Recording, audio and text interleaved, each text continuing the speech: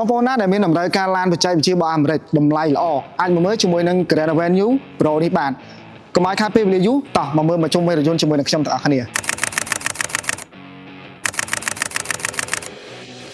នេះគឺជារថយន្ត GMC Grand Avenue Pro ដែលរកចាំងគាត់បាន modify មកស្រាប់ជូនបងប្អូនមកដូចឃើញជាក់ស្ដែងប៉ាណាខាងមុខពណ៌ខ្មៅ logo ពណ៌សគឺស្អាតមែនទែនហើយដែលពិសេសមានកាមេរ៉ា360 sensor មុខក្រោយជូនបងប្អូនសម្រាប់ពាក់ព័ន្ធជាមួយនឹងចង្កៀងយើងជាចង្កៀងគុជ LED auto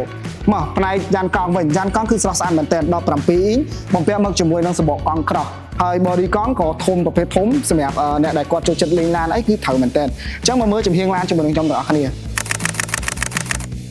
ទៅជាទ្វារយើង design មកស្អាតមែនទែនពណ៌សលាយខ្មៅសញ្ញោ LED ក្តោបអូតូបន្តិចទៀតពាក់ព័ន្ធជាមួយនឹងដៃទ្វារយើងប្រើជាមួយនឹងប្រព័ន្ធ keyless system ទាំងសងខាងបងប្អូនគ្រាន់តែមានសោនៅក្នុងកប៉ៅចុចប៊ូតុង lock ឬក៏ unlock នេះមក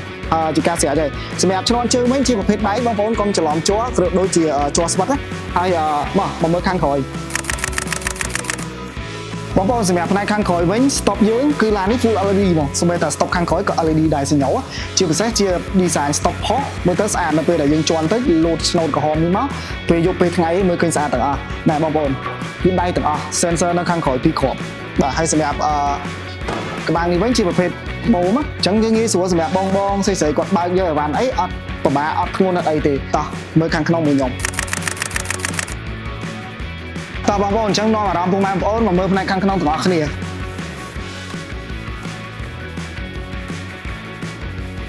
ពាក់ព័ន្ធជាមួយនឹងផ្នែកខាងក្នុងយើងបងប្អូនយើងប្រើជាមួយនឹងកៅអីអូតូ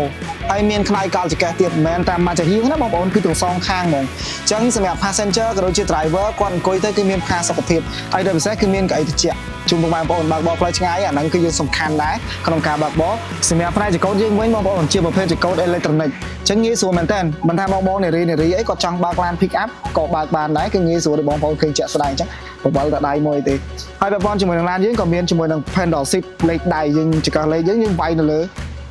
ចង្កូតឡានហ្មងអញ្ចឹងអត់ពិបាកដល់បងប្អូនទេ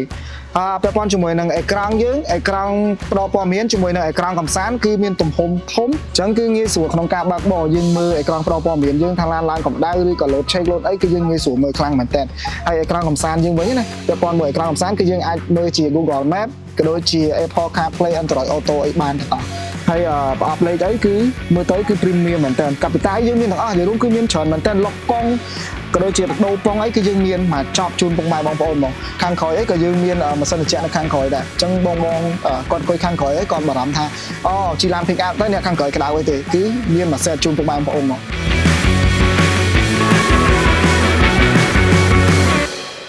ចឹងមិនដែរពុកម៉ែបងប្អូនបន្ទាប់ពីទស្សនាវីដេអូដែលខ្ញុំ review ហើយខាងមុខខាងក្រោយចំហៀងក៏ដូចជាខាងក្នុងមានចង្អល់អីបន្ថែមមកបើសិនជាមានអាចឆាតចូល page ក៏ដូចជាតំណែងមកកាន់លេខទូរស័ព្ទយើងផ្ទាល់បានសម្រាប់វីដេអូនេះគឺខ្ញុំមានតែប៉ុណ្្នឹងទេសូមអរគុណ